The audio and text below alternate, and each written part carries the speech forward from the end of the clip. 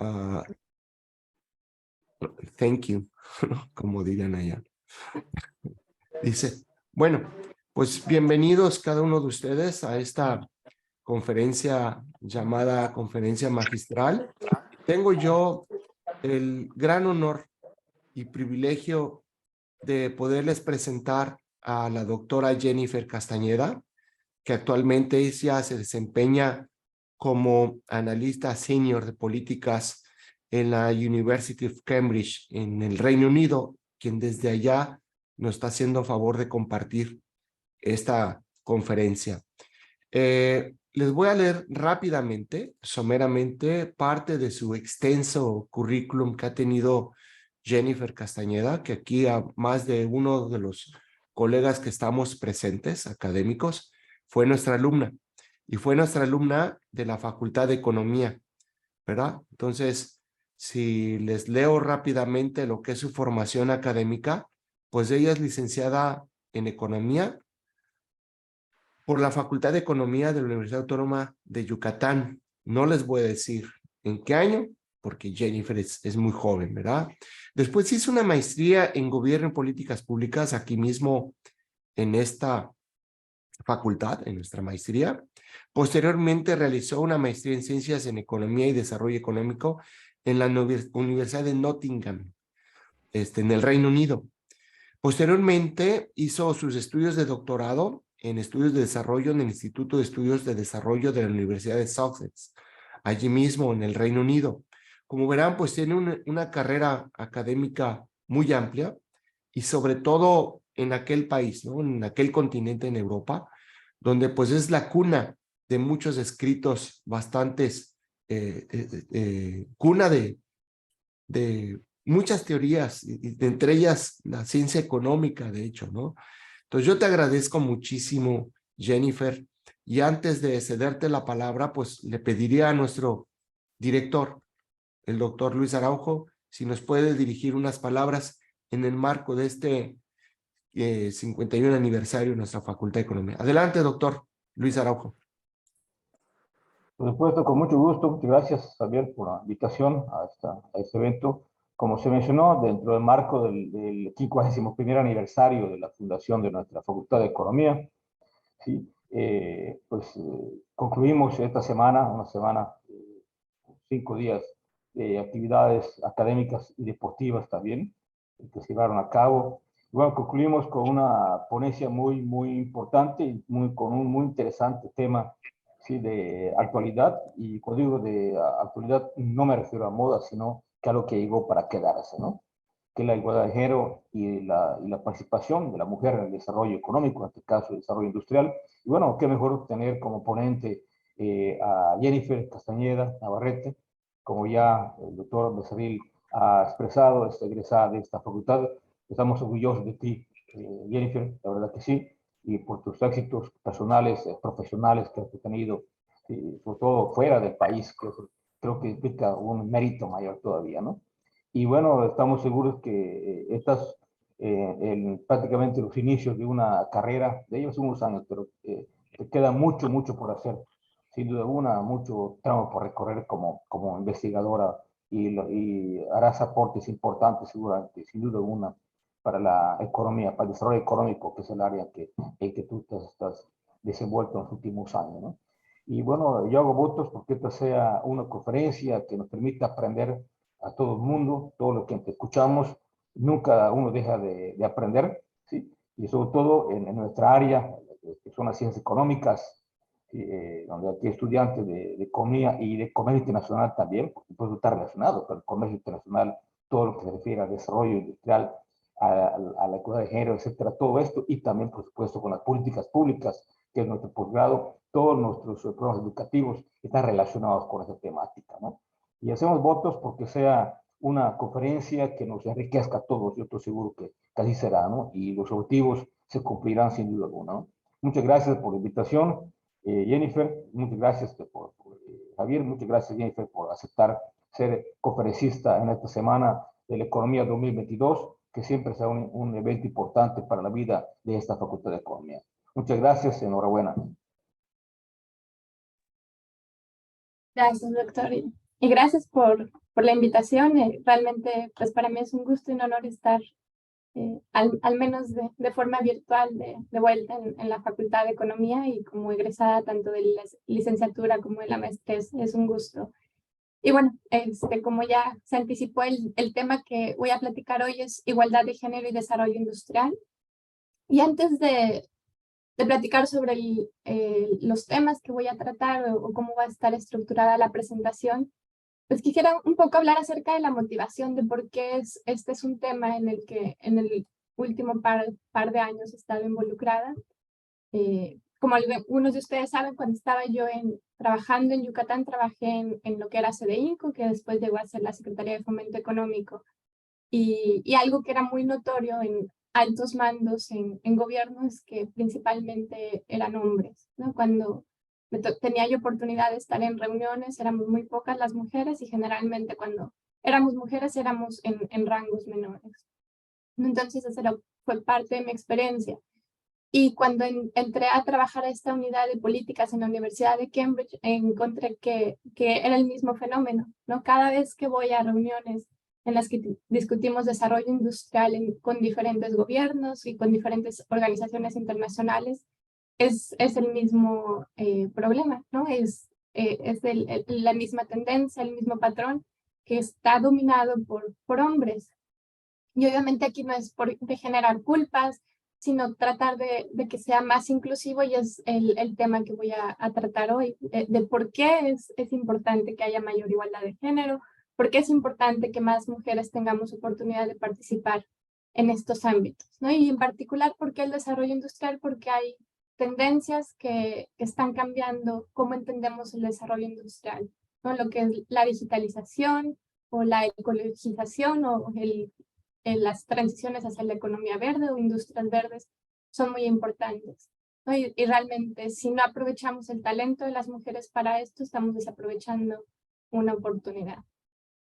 Entonces, lo que pretendo el día de hoy es que tengamos un diálogo que sea respetuoso, pero sí que, sobre todo, como estamos en línea, yo creo que todos estamos un poco cansados de estas interacciones en línea, entonces tratar de que sea lo más interactivo posible, que ustedes también puedan expresar sus opiniones, sus puntos de vista.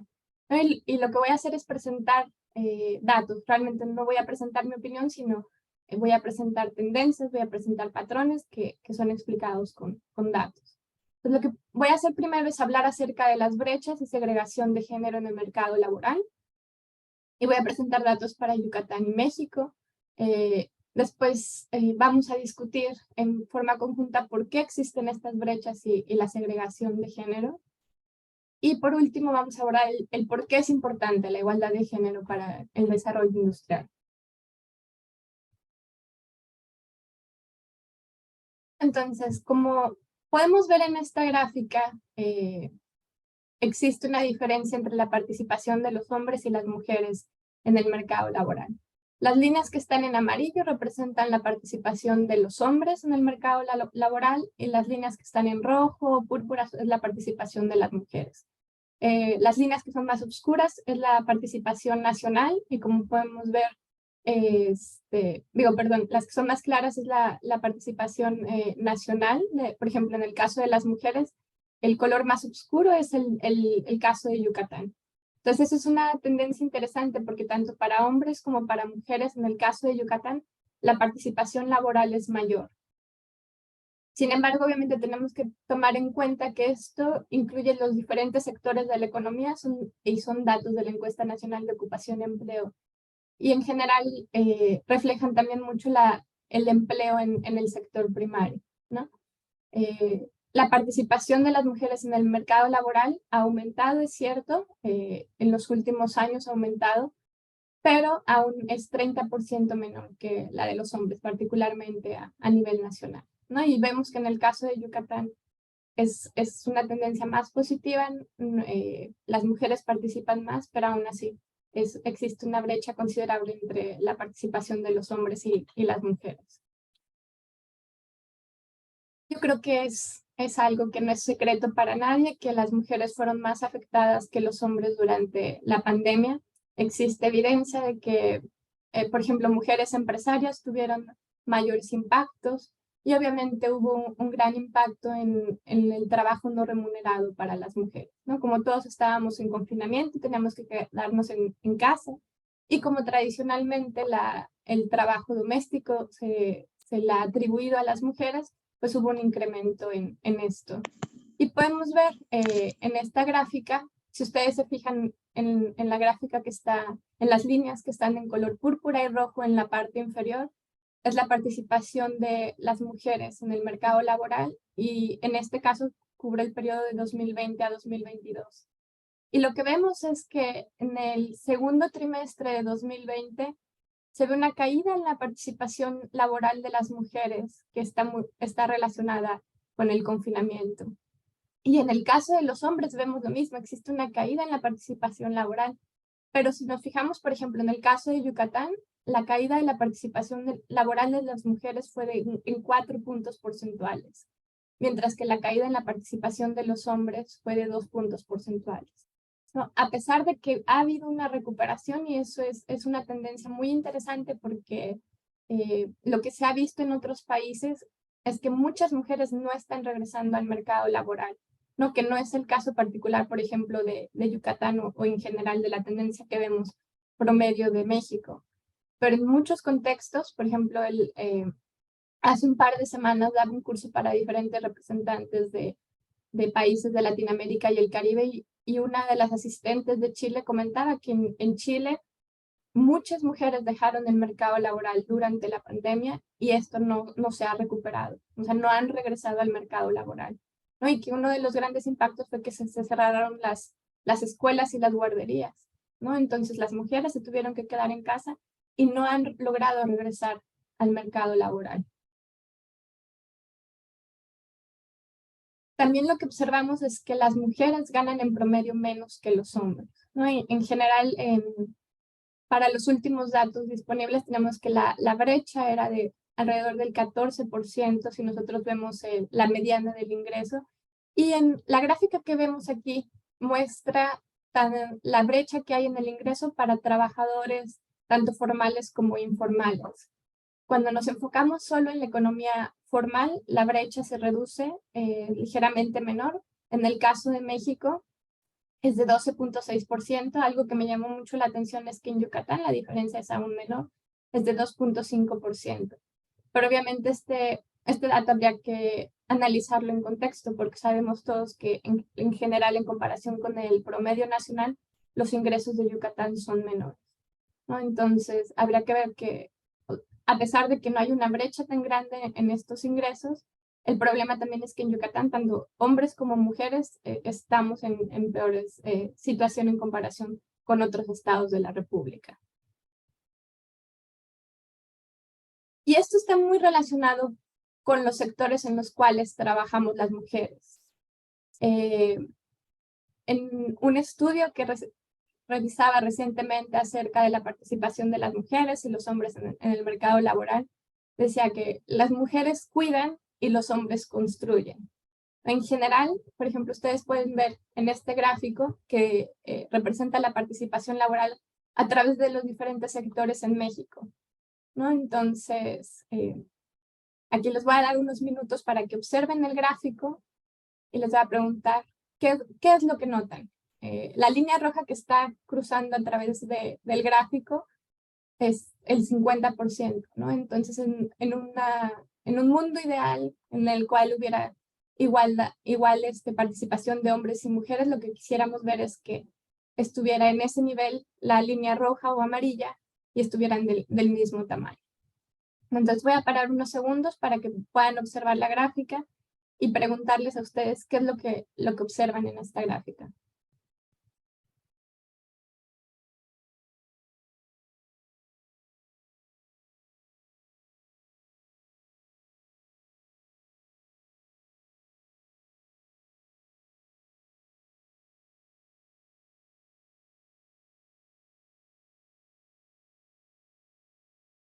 ¿Algún voluntario, voluntarios?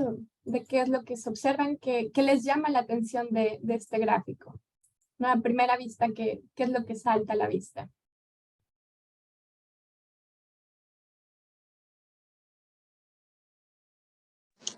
Hola, ¿qué tal? Buen día.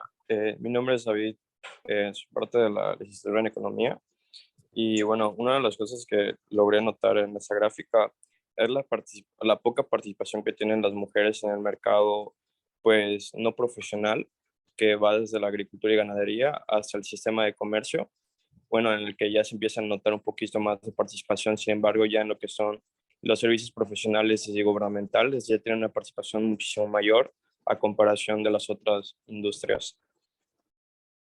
Excelente, gracias David. Ya, justamente, ¿no? Es lo que observamos.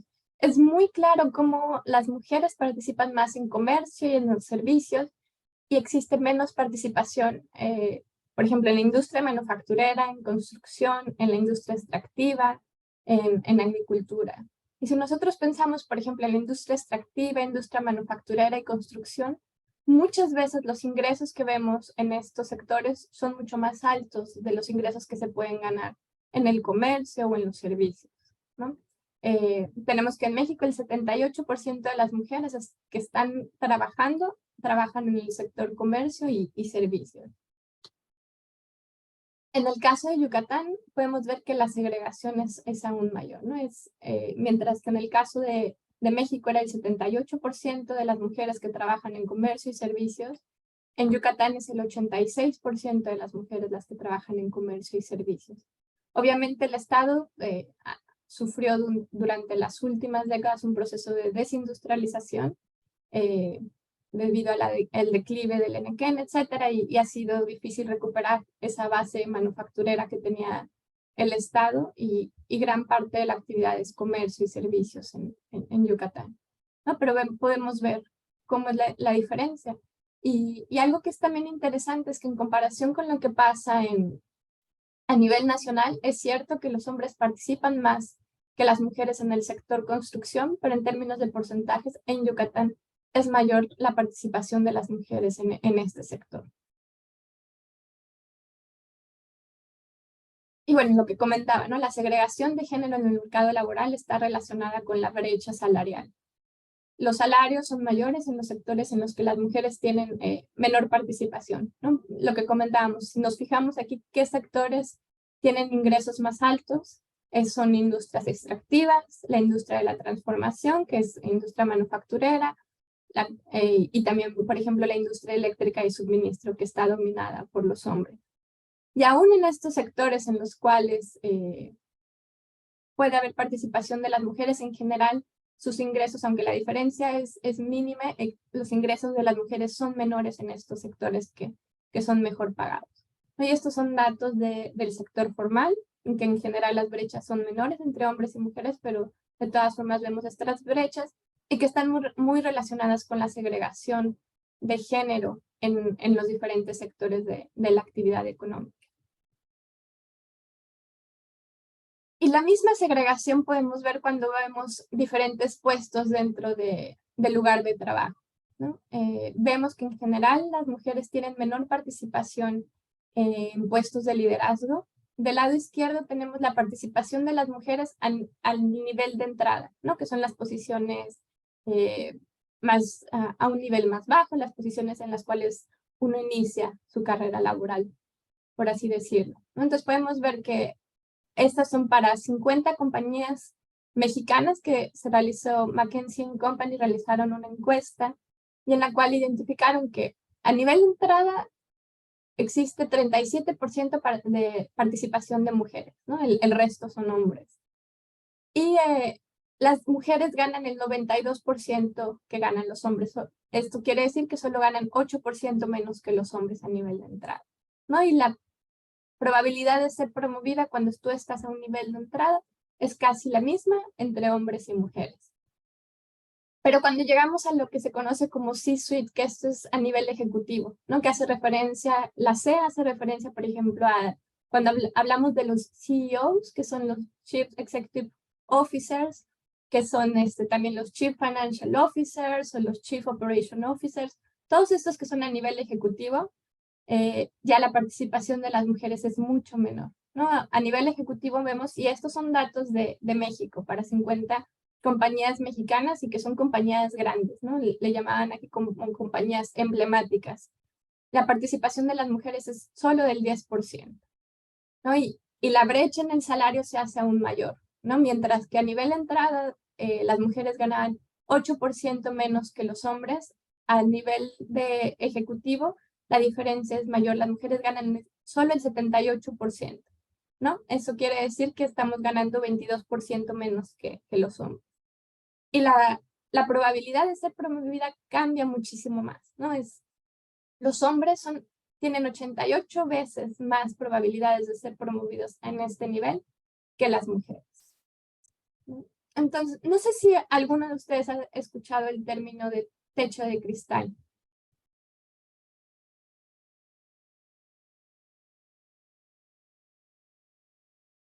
Voy a esperar unos segundos. No sé si en las noticias también puede ser que la hayan escuchado o en artículos.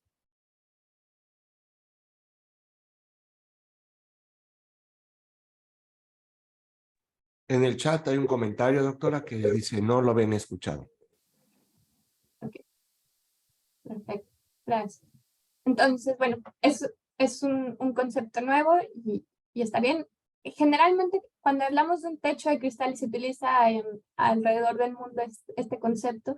Se habla justamente a estas barreras que son usualmente invisibles, que no vemos y que impiden que las mujeres lleguen a estos puestos de liderazgo, ¿no? Y en el caso de Latinoamérica se utiliza a veces el término techo de hierro, ¿no? Para referir que estas barreras a veces son tan grandes que no deberíamos de hablar de un techo de cristal, sino que es un techo de hierro y que a veces son muy visibles también, ¿no? Entonces, lo que vemos es que 9 de cada 10 mujeres llegan a ocupar un cargo directivo. Desean, llegar a ocupar un cargo directivo. Esto quiere decir que realmente no es que cuando inician las mujeres su carrera, que ellas no quieran llegar a un puesto de liderazgo, ¿no? Existe esa motivación de que quieren llegar. Y esto es lo mismo para los hombres. 9 de cada 10 hombres desean llegar a ocupar un cargo directivo. Sin embargo, solo 3 de cada 10 mujeres creen que pueden llegar a lograr, ¿no? Creen que pueden lograrlo. Y obviamente esto es por las diferentes barreras que vamos a platicar más adelante que existen para que lleguen a estas posiciones de liderazgo.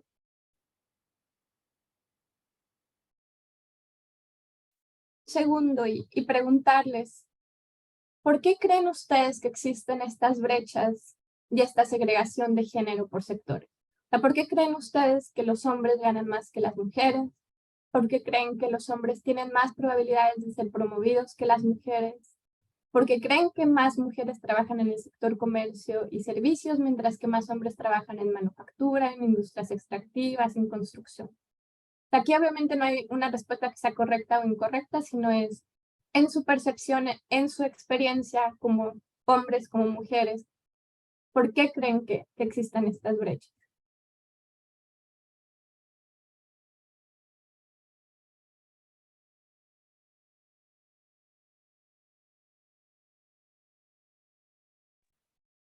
Bueno, ¿sí se escucha? Sí, sí te escuchamos. Adelante, Diego. ¿Podría ser por la diferencia en las horas de trabajo doméstico? Ok, a ver, Como, ¿puedes continuar? Sí. pues las mujeres normalmente dedican más tiempo al trabajo doméstico desde pequeñas y los hombres pueden dedicar más tiempo a, no sé, educación y también, pues las mujeres normalmente cuidan a los hijos, todo ese tipo de cuestiones. Sí, efectivamente es una de las razones y tú sabes por qué o tienes una idea de por qué es que las mujeres trabajan más horas, por qué se dedican más a las tareas del hogar. Pues por temas culturales, ¿no? ¿Vale? Perfecto. Sí, efectivamente. Ahorita vamos a platicar un poco acerca de cómo esa parte cultural influye a cómo vemos los diferentes roles de género. Sí, gracias, Diego. ¿Algo más que quieras comentar? No, gracias. No, gracias, Diego. ¿Alguien más que quiera contribuir al por qué existen estas brechas y esta segregación de género en el mercado laboral? Doctora, hay un mensaje en el chat ¿Quiere que lo lea? 2 mensajes en el chat. Aquí tenemos, creo que los están viendo, ¿no? Se considera que eso se debe en gran parte porque las primeras teorías económicas y las siguientes consideraban la fuerza de trabajo únicamente la que los hombres hacían labores febriles, ¿okay? Y puede deberse al contexto sociocultural en el cual se cree que el hombre o la mujer son más capaces de realizar ciertas actividades de mejor manera que el género. Excelente. Gracias, doctor. Sí, en general tiene mucho que ver a cómo vemos el rol de las mujeres y los hombres. Tiene mucho que ver con la cultura. Sin embargo, es algo que es universal, desgraciadamente, ¿no? Hay en ciertas culturas en las que está más, la situación es más extrema, pero en general en todas las culturas podemos ver esta segregación. En los países escandinavos de pronto esta segregación puede ser menor, pero aún así no hay país en el cual no existan estas brechas y esta segregación de género. Pues lo que voy a hacer ahora es compartirles un video que creo que explica de una forma muy clara esta cuestión de qué es el género, porque aquí estamos hablando sobre igualdad de género. Pues creo que es importante entender a qué nos referimos cuando hablamos sobre género y cómo esto es diferente cuando hablamos sobre el sexo de las personas y entender cómo estos factores culturales, como ustedes bien señalaban, influyen al cómo nosotros vemos cuáles son los roles de las mujeres y cuáles son los roles de los hombres. Voy a ver si esperemos que la tecnología no nos falle. Compartirles un video.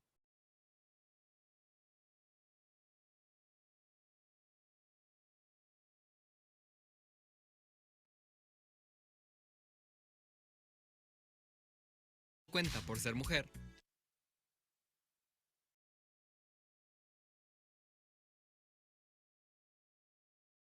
¿Alguna vez te han dicho? ¿Lo pueden escuchar bien? Sí, muy bien, doctora. Ok, entonces lo voy a poner. ¿Alguna vez te han dicho que tu opinión no cuenta por ser mujer? ¿O te han dicho que no puedes expresar tus sentimientos por ser hombre? Bueno, esto se debe principalmente a los roles de género. Pero, ¿qué es el género? El género es definido por la Organización Mundial de la Salud como la construcción social de las funciones, comportamientos y actividades que cada sociedad considera apropiados para los hombres y las mujeres. Tiene una relación estrecha con el sexo, que, acorde a UNICEF, son los atributos físicos con los que nacemos, como nuestros genitales y cromosomas. Esto nos divide en machos, hembras e intersexuales, que son personas cuyas características de nacimiento no corresponden a ninguno de los sexos dichos anteriormente. Ahora que ya sabes qué es el género, podemos... Espera, necesitas un último conocimiento. Los estereotipos de género. Estos son, según la Oficina de Derechos Humanos de la ONU, un prejuicio generalizado sobre lo que las personas deben de desempeñar o poseer de acuerdo a su género. Entonces, los roles de género son la práctica de estos estereotipos. Los roles de género son generacionales y varían según la cultura y contexto. En la actualidad, hay algunos que se han mantenido desde hace mucho tiempo. A estos les llamaremos roles de género tradicionales. Un ejemplo de ellos es que las mujeres deben de quedarse en casa y los hombres deben de proveer sustento para la familia. Estos roles tradicionales han traído varias consecuencias negativas para el país, como por ejemplo, existe una brecha salarial entre hombres y mujeres del 16.5%, o que los hombres tienen más probabilidad de asistir a la escuela o que tienen un mayor control sobre el sueldo y propiedades. En conjunto, esto ha traído violaciones a los derechos humanos y aumentos en la violencia de género. Aunque el panorama no sea muy esperanzador,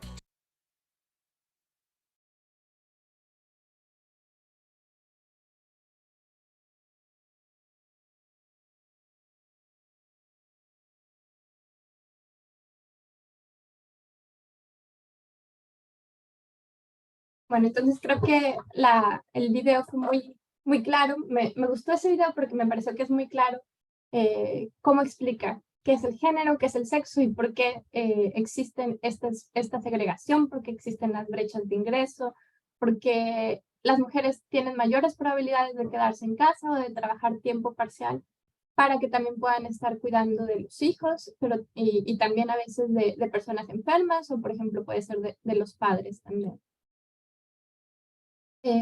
lo que mencionaban ustedes es muy claro, obviamente la parte cultural influye mucho, ¿no? Y cómo nosotros percibimos. Y esto es algo que va a llevar décadas el cambiarlo, porque todos crecimos con ciertos prejuicios, con ciertos estereotipos de género.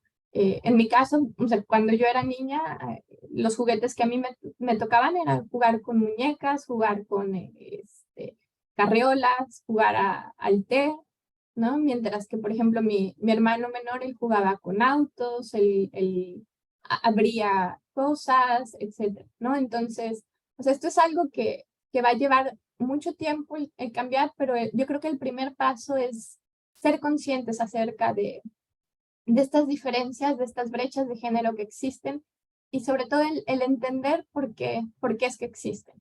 Entonces, aquí tenemos unos datos que muestran estas diferencias culturales a través de diferentes países, ¿no? Y por ejemplo, en el primer caso, la pregunta es, cuando los trabajos son escasos, los hombres deben de tener, o el enunciado que se le dice a la gente y se les pregunta si están de acuerdo o si o están muy de acuerdo con ese enunciado, ¿no? Y aquí los porcentajes son de aquellos que dijeron que estaban de acuerdo o muy de acuerdo con el enunciado. Entonces, en el primer caso, el enunciado es que cuando los trabajos son escasos, los hombres deberían de tener un mayor derecho a los trabajos que las mujeres. Y en el caso de México fue el 17% de las personas que se entrevistaron que dijeron que esto era que estaban de acuerdo con este enunciado, ¿no? En el segundo caso, tenemos el enunciado es que la educación a nivel superior es más importante para los hombres que para las mujeres. Y en este caso fue el 20% de las personas entrevistadas en México dijeron que estaban de acuerdo o muy de acuerdo con este enunciado. En general, el siguiente enunciado es, en general, los hombres son mejores ejecutivos que las mujeres, ¿no? Y México aquí fue el país de los que se analizaron que tuvo el mayor porcentaje. El 21% de las personas entrevistadas coincidieron con este enunciado, ¿no? Y obviamente tiene mucho que ver, como ustedes decían, con factores culturales y cómo nosotros percibimos que tiene que ser un ejecutivo, ¿no? Si ustedes piensan, ¿cuáles son las características de un buen ejecutivo? ¿En qué piensan? Pueden ponerlo si quieren en el chat o pueden abrir su micrófono. ¿Cuáles serían las características que ustedes consideran que son de un buen ejecutivo o ejecutiva?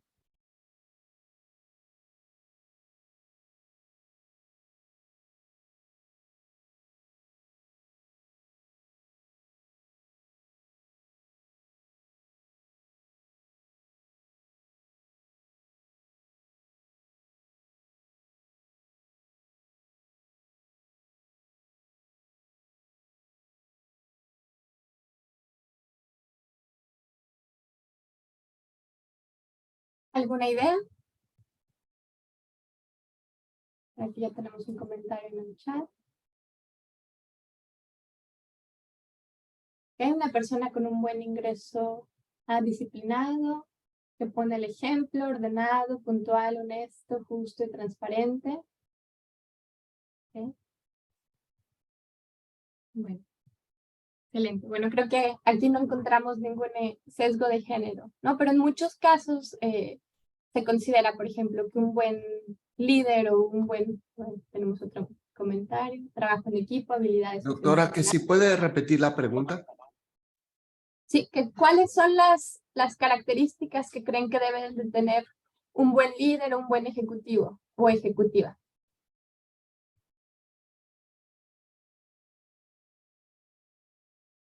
Acá decían trabajo en equipo y habilidades socioemocionales.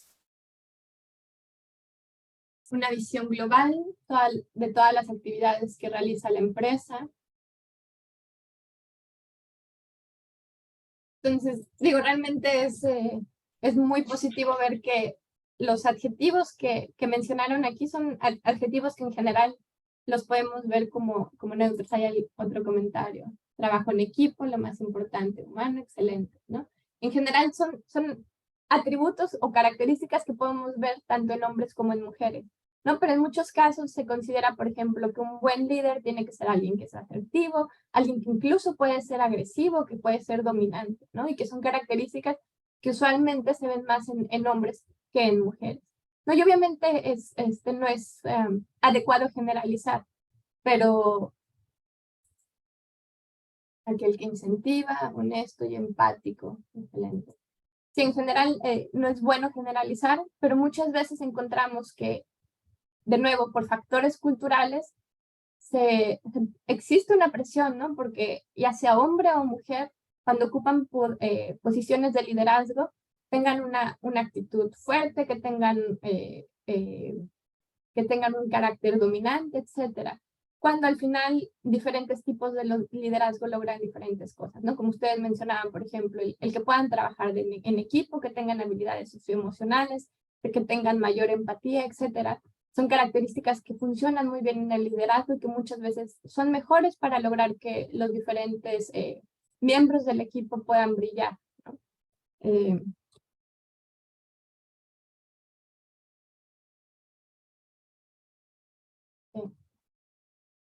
Y esto es parte de la misma encuesta que se realizó un poco para ver cuáles eran las diferentes formas de pensar a través de diferentes países con respecto a estos sesgos que existen respecto al género, ¿no? Y de nuevo aquí se les da un enunciado a las personas, se les preguntan si están de acuerdo o muy de acuerdo con el enunciado o en desacuerdo, ¿no? Y en este caso el enunciado que tenemos en el lado izquierdo es: si una mujer gana más dinero que su esposo, casi siempre va a causar problemas, ¿no? El hecho de que una mujer gane más que el esposo, ¿no? Entonces, en el caso de México, por el 43% de los entrevistados consideraron que estaban de acuerdo o muy de acuerdo con este enunciado, el 43%, ¿no? Casi la mitad de los que fueron entrevistados.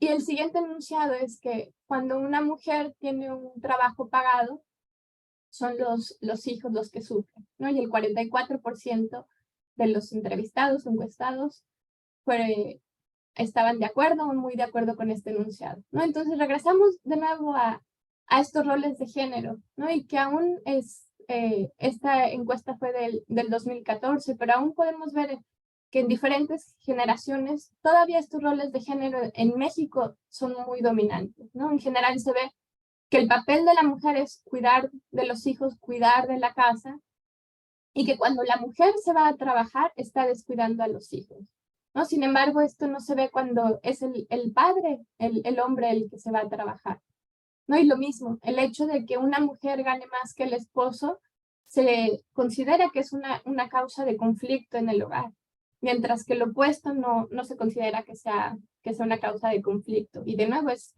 porque nosotros vemos que el rol de la mujer es el rol de cuidadora, mientras que el rol del hombre es el rol de ganar dinero, de ser el proveedor en el hogar. Y esto tiene desventajas tanto para hombres como para mujeres, ¿no? En el caso de las mujeres, como ya vimos, son menos oportunidades para que participemos en el mercado laboral, menos oportunidades para tener mejores ingresos y para trabajar en otras industrias. Y en el caso de los hombres es lo mismo, existen muchos hombres que quisieran también ser más involucrados en el cuidado de los hijos, pero como están diseñados los mercados laborales, no se les permite, ¿no? Esta flexibilidad que pudiera permitirles tanto a hombres como a mujeres participar más en el cuidado de los hijos o en general atender sus hogares o estar al pendiente de familiares que lo puedan requerir. Pues ahora vamos a platicar de por qué es importante la igualdad de género para el desarrollo industrial, ¿no?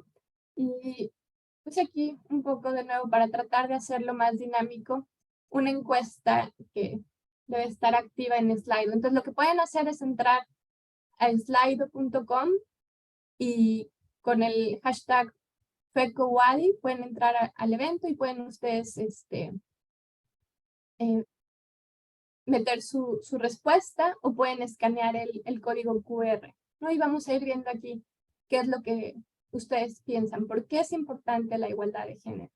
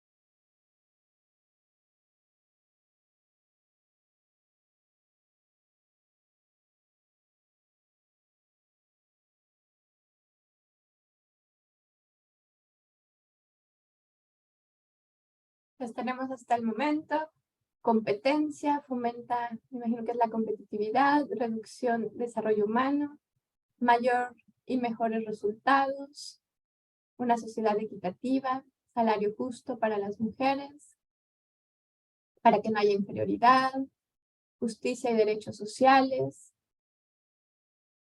mismas oportunidades, ayuda a varios ámbitos,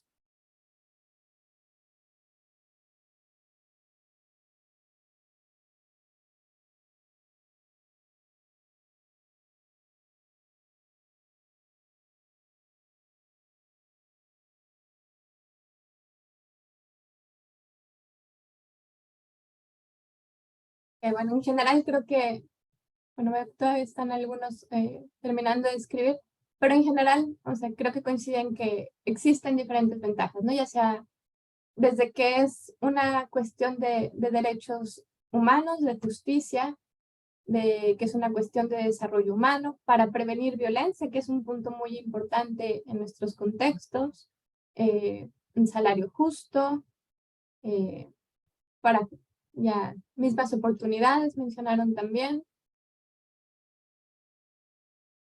Y bueno, voy a dejarla abierta para que sigan ustedes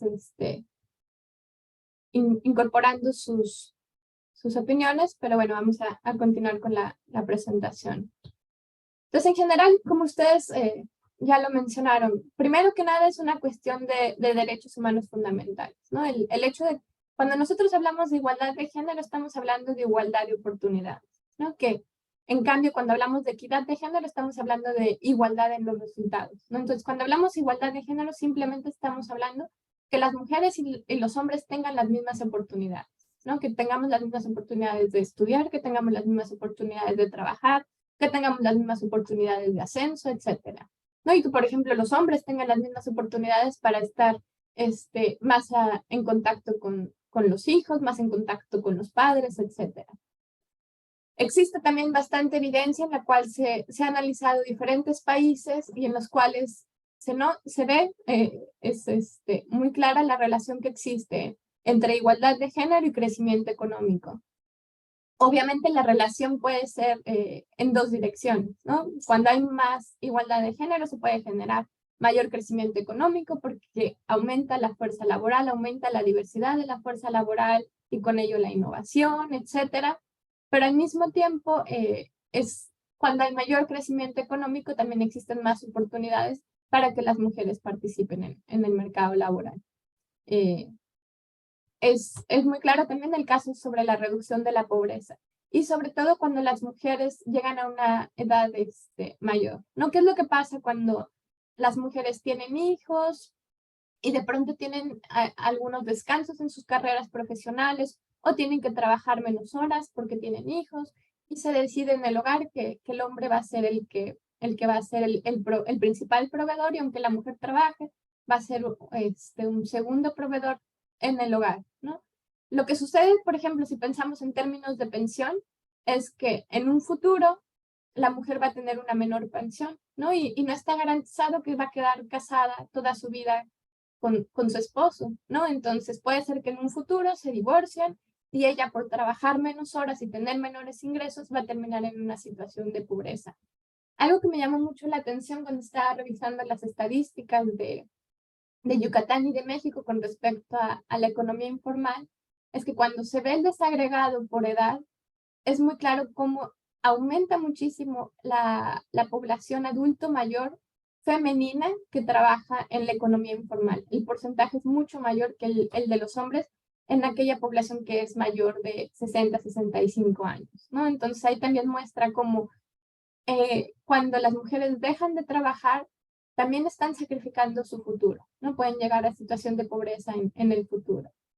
Hay también mucha evidencia de que las empresas que tienen mayor diversidad, y ahora les voy a mostrar algunas estadísticas, tienen mejor desempeño cuando tienen una mayor diversidad en sus consejos directivos, pero también en general en su plantilla laboral. Y el último punto que voy a mencionar es acerca de cómo es necesario aprovechar el talento femenino, el talento de las mujeres en estas nuevas tendencias industriales que mencionaba, ¿no?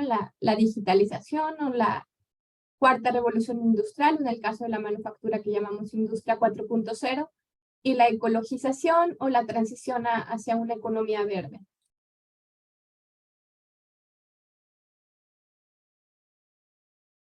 Pues aquí les presento lo que usualmente se llama el caso de negocio para cerrar la brecha de género, ¿no? Y de nuevo es insistir que cerrar la brecha de género es una cuestión de derechos humanos, pero muchas veces tenemos también que hacer el caso de negocios, ¿no? Y como economistas o como profesionales del comercio internacional, ustedes lo saben bien, ¿no? Muchas veces hay que probar con números por qué es positivo el cerrar o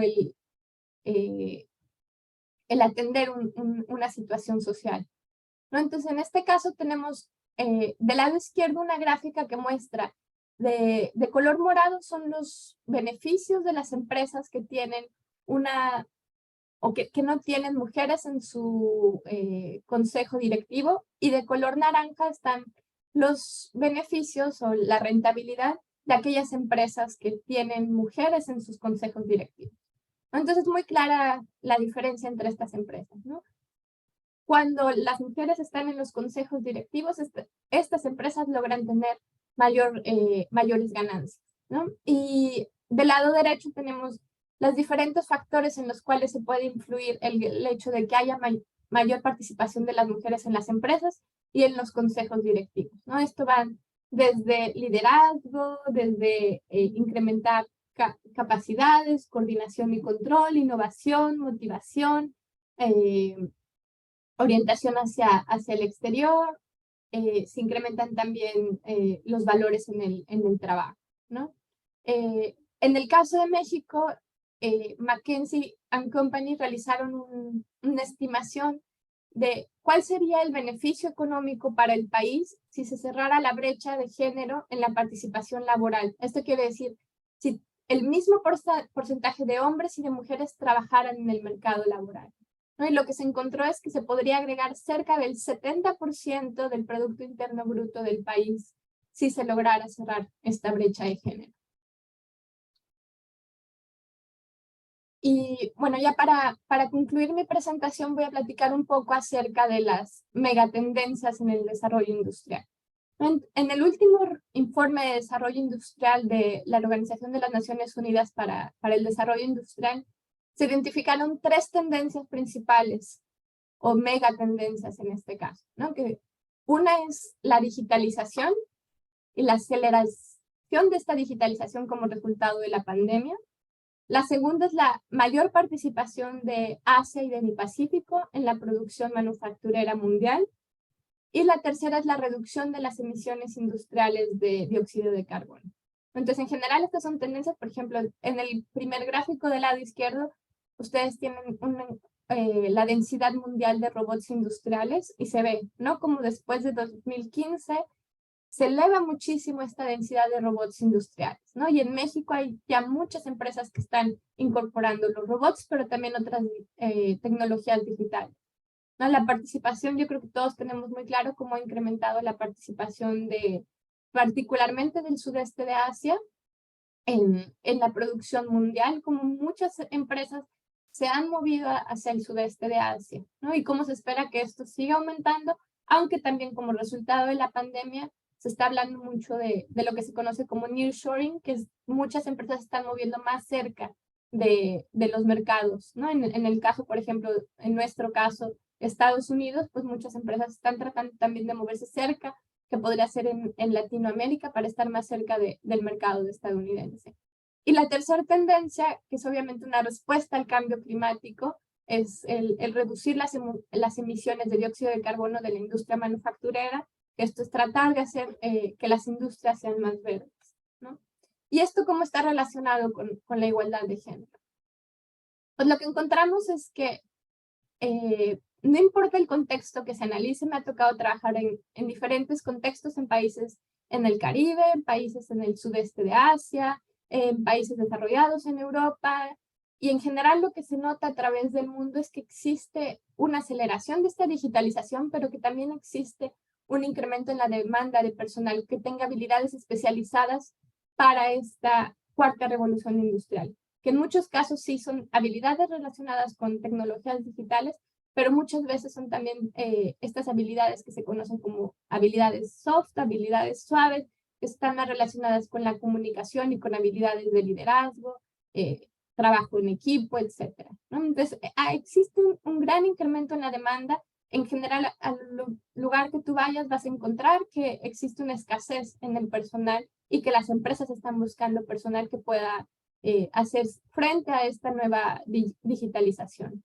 No, pero en general, ¿qué vemos? Obviamente muchos de las que participan en esta cuarta revolución industrial o en esta industria 4.0, en el caso de la manufactura, son personas que tienen un perfil en ciencia, en tecnología, en ingeniería o en matemáticas, ¿no? Y lo que sucede es que los hombres son, un mayor porcentaje de los hombres los que trabajan en estos campos, ¿no? Que las mujeres. En el gráfico se ve muy claro la brecha que existe entre las mujeres están de color morado y los hombres de color gris, y existe una brecha muy grande, ¿no? Entre los hombres y las mujeres, ¿no? Y obviamente esto causa también muchos problemas y hace que se refuercen también estereotipos de género, ¿no? El hecho de que haya más hombres, por ejemplo, en el diseño de las tecnologías digitales, quiere decir que muchas de estas tecnologías se generan o se diseñan con una mentalidad masculina, ¿no? Que no necesariamente responden a las necesidades de mujeres.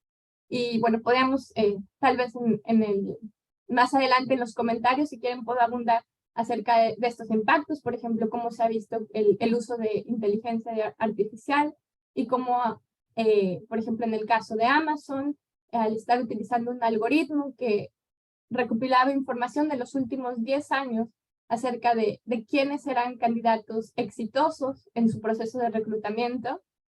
Lo que surgió es que como estos candidatos exitosos era más probable que fueran hombres que mujeres, cuando el algoritmo detectaba un candidato y candidata que tenían exactamente las mismas calificaciones, las mismas cualidades, decidía por el candidato hombre, porque lo que había aprendido este algoritmo es que los candidatos exitosos era más probable que fueran hombres que mujeres. ¿No? Entonces, obviamente, la digitalización abre oportunidades para las mujeres, hay oportunidades, por ejemplo, de inclusión financiera y oportunidades de trabajo flexible, pero si no se cambian las normas de género, al contrario, puede ser que la digitalización incremente y abra más estas brechas.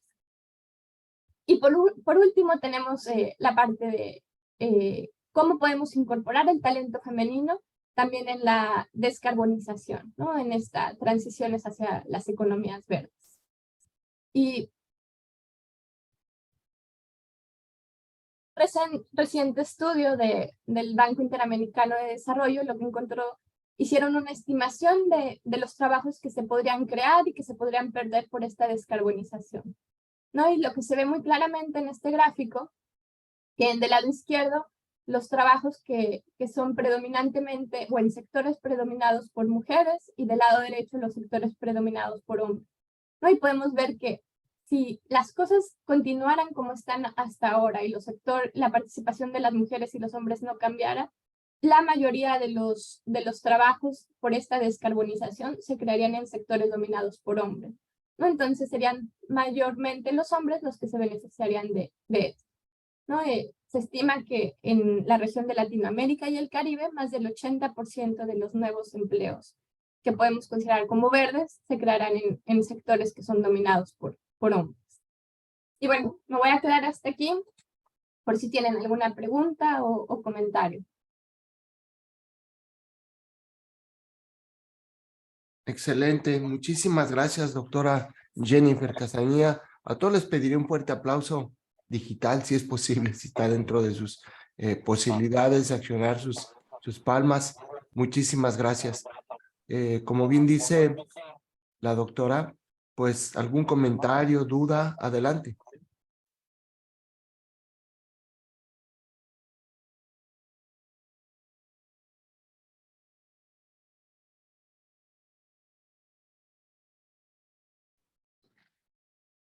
¿Sí se escucha? Sí. Pues es más que nada un comentario, más que una pregunta.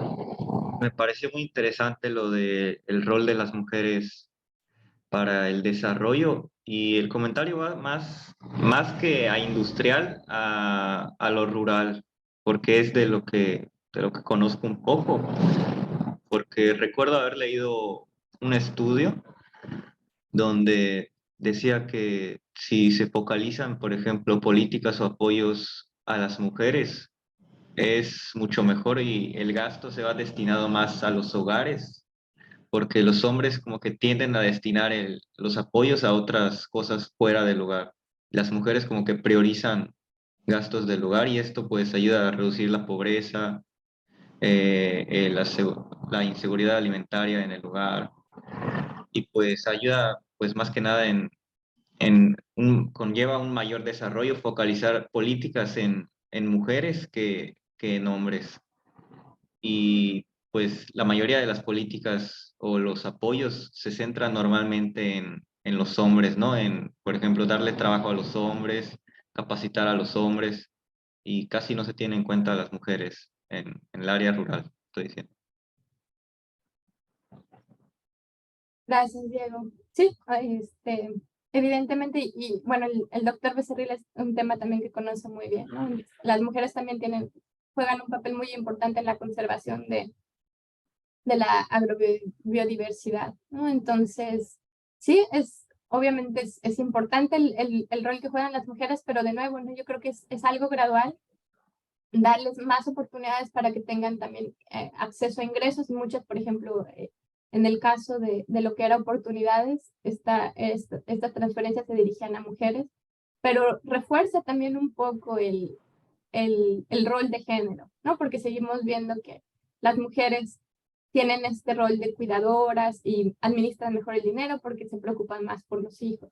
Y obviamente esto, como yo decía, no va a ser algo que va a llevar décadas y que podamos cambiar estos roles de género, ¿no? Y que en el futuro podamos pensar que estas transferencias pudieran ir tanto como a hombres como a mujeres porque ambos podrían hacer un buen uso y priorizar a la familia cuando usaran estos recursos. Veo que también aquí hay otro comentario, gracias. Sí, en el chat, doctora Jennifer. Sí, dice aquí, sobre la cuestión verde, el presente conflicto entre Ucrania y Rusia, o sea, me imagino que alenta, ¿no? Se refieren los esfuerzos de la transición energética ante el retorno de los países industrializados a la combustión fósil como el carbón, el uranio o el petróleo mismo. O sea, te voy a ser honesta, realmente no he seguido mucho las tendencias en cuanto a energía, pero por una parte está también aumentando el uso de tecnologías verdes, ¿no? En muchos casos, y se está aprovechando esta oportunidad para decir, bueno, si ahora no podemos depender del petróleo de Ucrania, lo que tenemos que hacer es transitar rápidamente a utilizar otro tipo de tecnologías, ¿no? Y también, por ejemplo, la fusión. Bueno, siempre tengo la confusión entre fusión o fusión nuclear, ¿no? Pero hay una que es la que es más segura, pero una de las dos también hay mucha investigación al respecto, incluso en China también, ¿no? Que se está trabajando. Entonces yo creo que al contrario, este problema en Ucrania lo que va a hacer es acelerar esa transición energética.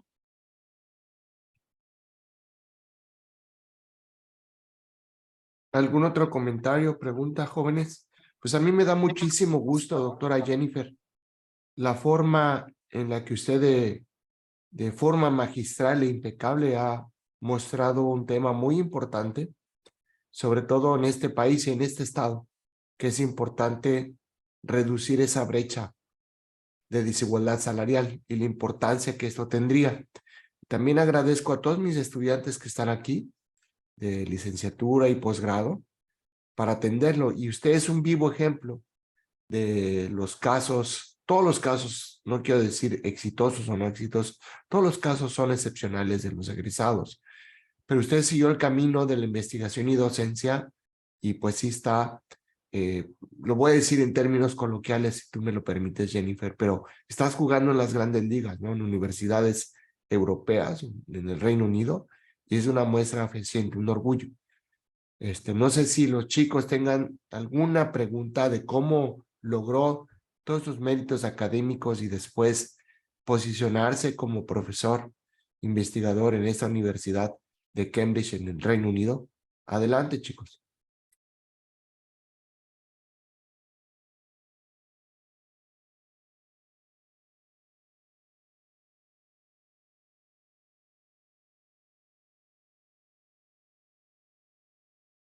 Bueno, ¿sí escucha, profe? Bueno, era antes una pregunta que no tiene nada que ver con esto.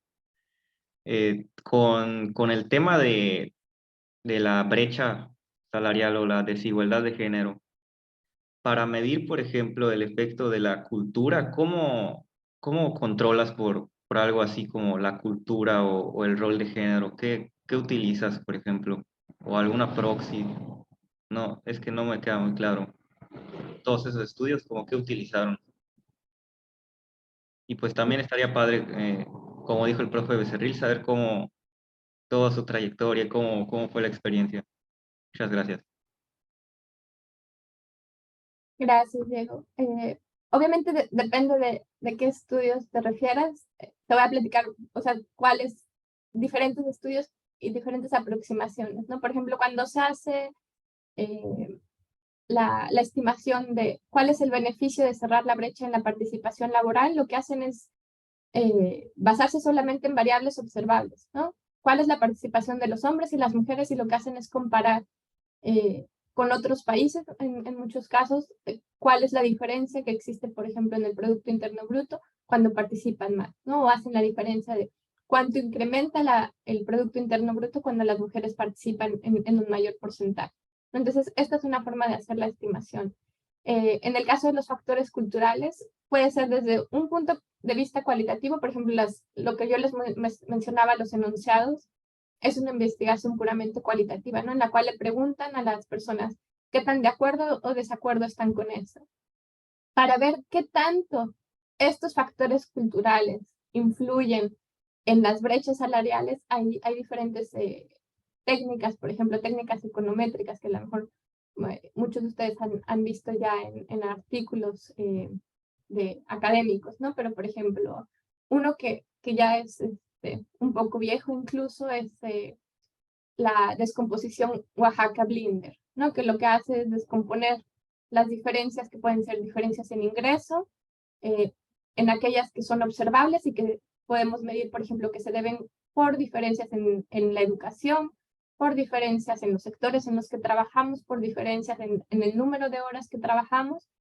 y el resto, o sea, lo que no está explicado por estas variables observables, se considera que es resultado de la discriminación, o en este caso tú podrás ser un sesgo de género, ¿no? No sé si eso respondió la pregunta, Diego. Sí, muchas gracias, doctora. De nada, Diego. Y pues les puedo platicar brevemente un poco de cuál fue mi camino para llegar aquí, que realmente no fue tan planeado como pudiera parecer. Muchas cosas son circunstanciales. Lo que sí es que siempre me ha gustado la investigación desde que estaba en la licenciatura. El camino hacia la investigación lo tuve muy claro desde que mis primeros años en la licenciatura, ¿no? Entonces, todas las oportunidades que había en la universidad las aproveché. Participé en 2 veranos de investigación. Trabajé mucho de la mano del doctor Otón Baños en el CIR Sociales, y ahí fue cuando empecé a hacer mis primeras investigaciones, ¿no? Al titularme, decidí hacer tesis, a pesar de que podía haberme titulado por promedio, pero me gusta la investigación, ¿no? Entonces decidí hacer una tesis, publiqué un artículo como resultado en la revista Economía Hoy de la facultad, como resultado de la tesis, y de ahí empecé yo a trabajar en gobierno un tiempo, y al mismo tiempo estaba yo también estudiando la maestría en gobierno y políticas públicas en la facultad, pero no dejé de trabajar en investigación, ¿no? A pesar de que estaba yo muy involucrada en gobierno, y muchos de los que pues trabajan en gobierno saben que las jornadas son largas, siempre trataba de encontrar tiempo para escribir artículos y seguir colaborando en estas áreas, ¿no? Entonces, cómo llegué primero a estudiar la maestría, pues fue con procesos de aplicación de solicitudes con CONACYT, ¿no? Y llego primero a estudiar la maestría, regreso a México y luego el doctorado. Y realmente fue circunstanciales. Yo creo que es un poco ir aprovechando las oportunidades que se van brindando. Tuve la oportunidad de estar colaborando en la Universidad de Cambridge por proyectos, era un trabajo más casual, y cuando estaba terminando el doctorado abrieron una posición de tiempo completo, ¿no? Entonces apliqué para la posición y fue positiva, ¿no? Y algo que pensaba yo que iba a ser temporal, se ha llevado más tiempo debido a la pandemia, ¿no? La pandemia pues interrumpió todo, ya no pude regresar a México y el que era entonces mi novio se vino para acá, nos casamos y pues todo cambió, ¿no? Entonces mucho es circunstancial, ¿no? La vida va dando vueltas y las cosas cambian, pero es un poco el camino y con mucho gusto tienen mi correo, me pueden contactar a mi correo o en mis redes sociales, y podemos estar en contacto si en algún momento tienen dudas sobre los procesos de solicitud de becas que realmente van cambiando mucho, ¿no? Pero en lo que les pueda orientar con mucho gusto o pedir información sobre algún tema que les interese. Muchísimas gracias, doctora Jennifer. Pues si no hay más comentarios, dudas o preguntas. Sí, adelante, doctor. Sí, Jennifer, antes que nada, pues una felicitación por el tema tan interesante y tan de actualidad, ¿no? Que todavía hay mucho por investigar en el mundo sobre este asunto que es muy importante, la participación de la mujer, no solamente como ser humano, sino también como un factor productivo para el desarrollo económico, ¿no? Ahora, una cuestión aquí, también pues, tenemos estudiantes aquí en este momento en este foro, en esta conferencia. Bueno, algo muy importante que tú lo estás viviendo es el idioma inglés, en este caso, ¿no? Independientemente de que un estudiante decida o no dedicarse a la investigación, ¿tú qué les puedes recomendar en cuanto al idioma inglés a los estudiantes de economía, de comercio, etcétera, de cualquiera? Claro, gracias, doctor. Pues, o sea, realmente aunque no nos guste, es algo necesario, ¿no? O sea, yo quisiera realmente poder participar en diferentes foros utilizando mi lengua nativa, que es el español, pero desafortunadamente el inglés es el idioma dominante hasta ahora, ¿no? Entonces, el hablar inglés me ha abierto puertas, ¿no? Y que uno va mejorando y a veces uno no mejora tanto como esperaba y de repente se afecta también mucho las habilidades para hablar español, pero sí, o sea, es algo esencial, ¿no? Les abre puertas y sobre todo que puede llevar nuestro conocimiento a otros lugares, ¿no? O sea, yo me he dado cuenta que a veces los artículos que escribo en español no tienen la misma visibilidad que los artículos que escribo en inglés, ¿no? Entonces, yo creo que en Latinoamérica tenemos, en México y en Yucatán tenemos muchas cosas interesantes, mucho conocimiento muy útil, pero para llegarle al resto del mundo es necesario que esté en inglés, desafortunadamente.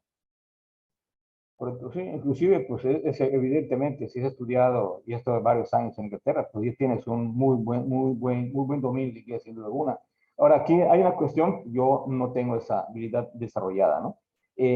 Cuando tú escuchas inglés o español, ¿cambias de chip tu cerebro o si cambias de chip, tú puedes entender español e inglés simultáneamente?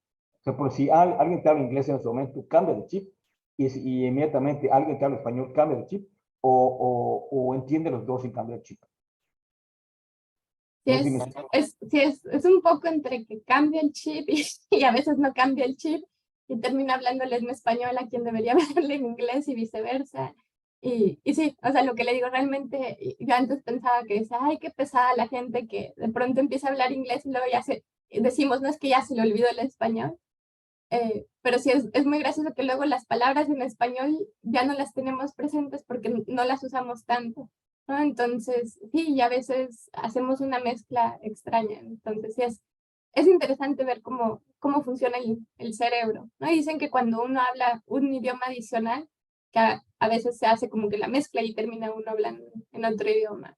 Yo empecé a estudiar maya, estudié maya por 2 años y era bien interesante porque a veces me confundía y no me acordaba de la palabra y en lugar de hablar en maya o en español, terminaba metiendo una palabra en inglés. Entonces, sí, es curioso y sí, yo creo que uno termina, o sea, a lo mejor mejora un poco el inglés, pero termina perjudicando mucho mi español.